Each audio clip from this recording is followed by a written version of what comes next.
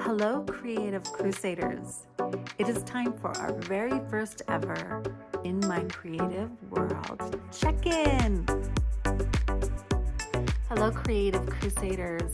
My special guest today is Daiel Carter. Dan is someone that I knew as a small child, and he actually created some music for me and my brothers and sisters, and we actually sang together as a group. I will insert a photo here so you can get a little kick out of that. And it's so funny because I don't know, 40 years later, here I am chatting with him. Okay, don't age me. Chatting with him, and we're collaborating on a jingle for a little podcast or vlog that me and my friend Anastasia are doing. Enjoy, and you can get an idea of what creative endeavors are going on in my life right now. Ba, ba, ba, ba, ba, ba, ba, ba, ba. Yeah. You know, and then maybe a do, or I don't know, whatever it is. Right. You know, sure. Yeah. something just kind of to hold it down. Yeah. Then Yeah, that, I mean, this will be a lot simpler than a lot of things you do, Daniel. Well, after this big pandemic piece I finished last year, it took me 2.5 years to do that. Oh my gosh, that's a crazy piece. But I haven't seen that. Have you posted that up? nope, I haven't yet. I'm contracting with a choral group that they're an online choral group, and they create demos of composers' new works. And they're very affordable, and these guys are fabulous. And so Nice. I'm just corresponding back and forth with the lead guy, and he's a brilliant composer too. So he's helping me detail the score. He's got the singers lined up, and they're going to start probably recording it in a month. It may take another couple of months for it to finally be done, but it's a trip. It's a triptych, which is Okay. the first part is a personal crisis. Second part is a societal crisis. And the third part is the awakening. And it's dark. Gosh, I've got this, the middle section. The middle section, embracing the dark. the middle section comes in with this giant downbeat. Boom. Bang. Da, da, da, da, da, da. And the choir's literally screaming it. And then it goes into this super, super rhythmic stuff that is 10/8 time. It goes 1, 2, 3, 4, 5, 6, 7, 8, 9, 10, 1, 2, 3, 4, 5, 6, 7, 8, 9, 10, 1, 2, 3, 4, 5, 6, 7, 8, 9, 10. It's crazy. So it's going to be really fun to hear how they pull it together. But it's kind of breaking new ground for me. And then when I get it done and I'm satisfied with it, I've got a bunch of choral conductor friends around the planet that will send it around too. So. Oh my God. No, that sounds exciting. Yeah. That really does. I'll do the same thing with the mass when it's done. And I really, I become really soft. I don't work on music every day because I'm retired. And Gail and I are on the road an awful lot between St. George and Salt Lake and here in Schofield. And all the family lives in Salt Lake. And we love Ivans. I love it down there. Ivans? We live, it's just up above St. George in the Red Rock area by Snow Canyon and Tuacahn. And I love it there so much. I love our neighbors. I love everything. And Gail has been a successful real estate agent. So we built this great home. We got a beautiful piano in there. And we throw people in there every chance we get and do music night. I'm getting to know all these musicians in the area, and it's so much fun.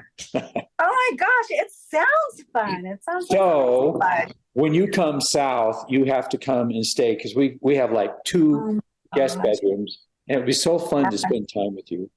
So I would love it. We could have so much fun. Oh, we could. Yeah. I give myself permission to have so much fun. About time, right? It is. It's about time. No, it's cool. I'm just excited for what you're doing. You do it. So I want to know what inspired you to start a podcast, and what are you doing with it? What's your subject matter? What explorations, discoveries? What kind of people are you looking for? Oh, it's so great. And I would love to have you on. Me and Ani would.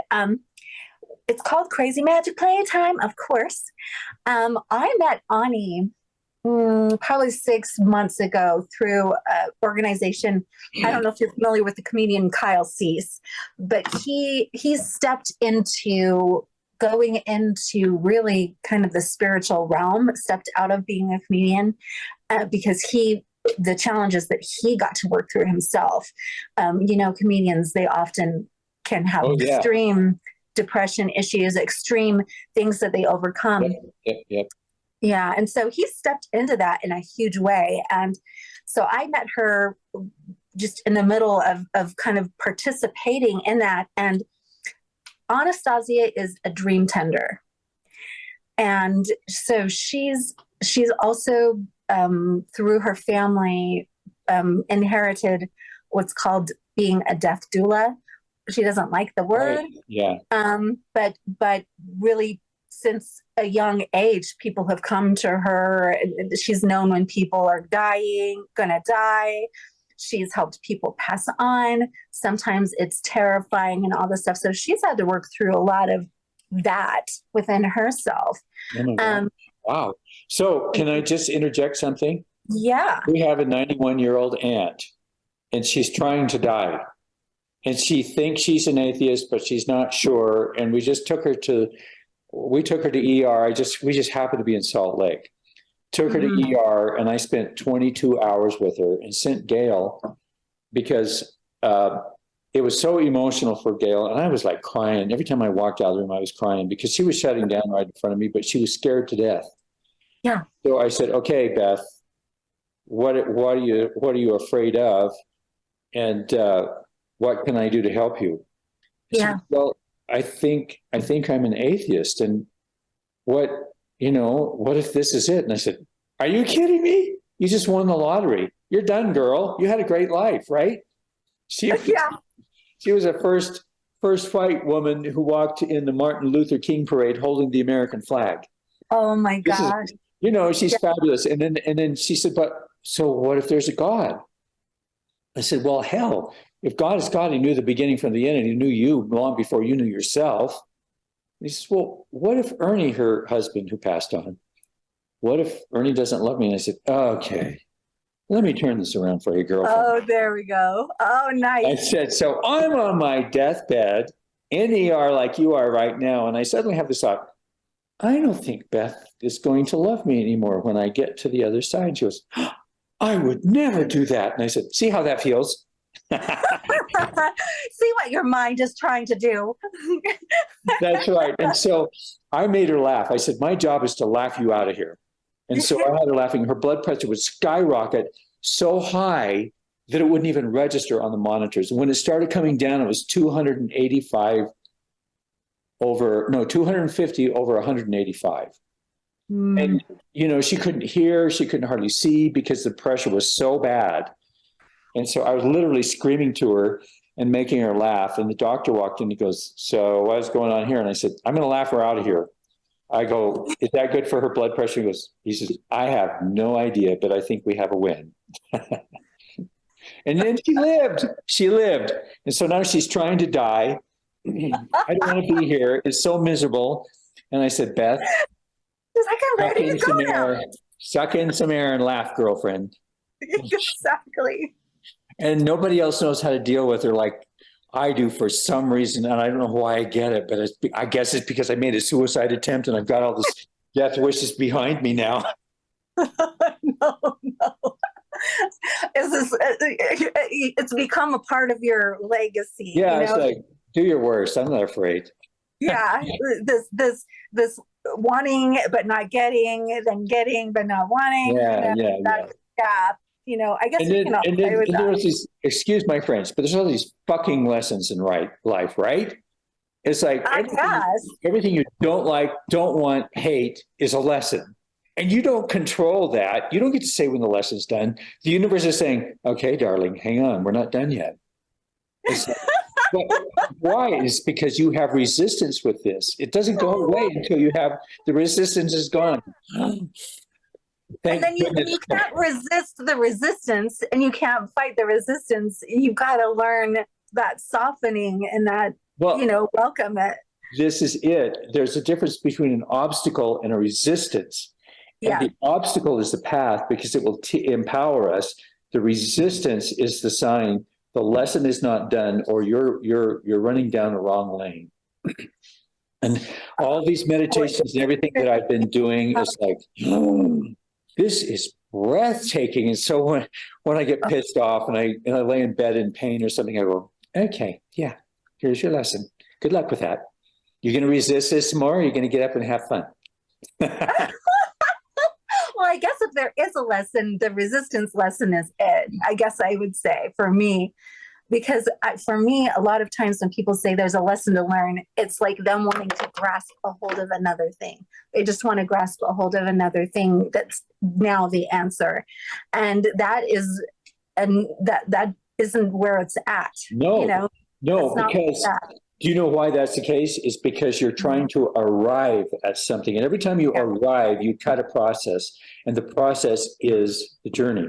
The discovery of all these fantastic things in the process, like the other wise man. I thought I had arrived. Oh. And so when we closed the show, I was depressed for 6 weeks. Oh, yeah. Mm-hmm. Yeah. Yeah, you're like, this was supposed to be it. Yeah. And it was like, yeah, it still needs work. So I'm discovering, and it's like, okay, I took a break. It's still a process. And now people are starting to reach out and say, hey, you've got this musical and you know, and they know, and I did as a fundraiser in 2015. I raised $4,000 for Hildegard's Pantry in downtown Salt Lake, just as a cancer virgin. And it was cool. And so I'm going, so can we do this? And they go, yeah, but it needs work. Okay. Do you want to work on it? I said, yeah, but I want you to work on it with me. Well, what do you mean? And I said, well, what we need is I need another team than the original team. And or the second team, which was really how we staged it. I said, I need another team to make this more cohesive. And I don't know what that means yet. Let me think about it. So the process goes on. I mean, this damn show won't die. It continues. It continues. I feel like that right now. I'm kind of at the edge of releasing a story, a children's story that I've been mulling over for probably over 20 years. Oh my gosh. I mean, it kind of was the inception was when my kids were little, and I had actually Ben draw the illustrations. He's an amazing illustration artist. And so the illustrations are ready, but there's some new things opening in it that I get to finish up, and some changing of the words. And if I would have released it 12 years ago, it just wouldn't have the fullness that it does now. That's true. This is the absolute truth. Yeah. And I don't regret that. There were other reasons why it wasn't released then. And I think, but it's just cool to be able to find my new voice in it, kind of in my new world, you know, like this is kind of this experience in it, but expanded a little bit. Let's look into this a little bit more. So it's kind of cool to know that, I don't know, things can evolve, but yeah, like things don't have to die. They just right. evolve. No, I wrote a blog post about where do broken dreams go, because I worked on Wise Man for 24 years. Wow. Off and on and off and on, through the scoreway several times. One thing I learned in the process of Wise Man is now I have boundaries with it. I didn't know what my boundaries were. Oh. And so with your book, so this discovery of your new voice, your new vision, your new healing, your new life, and all that kind of stuff, include all of that, but find a boundary with that book and zero in on your most principal points, maybe 1 or 2 points. Yes. What's the real delivery in this? And then let it go out and be what it is. And then all of a sudden you'll get ideas for other books. Yeah, I actually have other book ideas coming in. It was so funny. No, yeah, they're just like, bam, bam, bam, bam, and I'm like, okay, all right, awesome, I got it. I'm really excited. Yeah, I've got a little cat that's happening. Me and Grace are writing children's books together, but that's awesome. You know, there's so much creativity going on. But back to the podcast. Okay, podcast. Okay. Anastasia. That was a fun. Anyways, we just started naturally. I kind of interviewed her for my YouTube channel. And we naturally started, just in our conversations, started going into dream tending. Like, it was so funny. So we were doing these 2 exercises that we do, like they're called Kailego, and it's totally possible. But then I just started chatting, like we're chatting right now. And I'm like, oh my gosh, this dream that I had last night. And I just started to describing it. And she's like, okay, I feel it. Well, let's go into this right now. And we jumped in, and I was just like, it was spectacular. Like, it was like the universe and all these paradigms just opened up to me, and I was just flying. It was amazing. And so she kind of helped me step into that, kind of dare to step into it in a new way, you know? Right.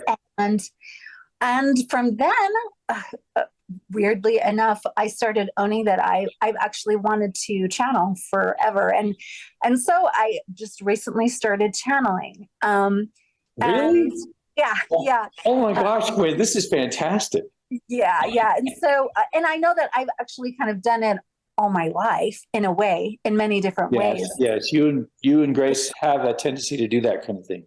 But Yeah. And so I started channeling. I'm learning. I'm doing all kinds of stuff. So we just had our first guest on. It was really cool. It says, running out of time. This meeting will end in 10 minutes. Okay. I'm saying, okay, we're getting pushed out of here, Dan.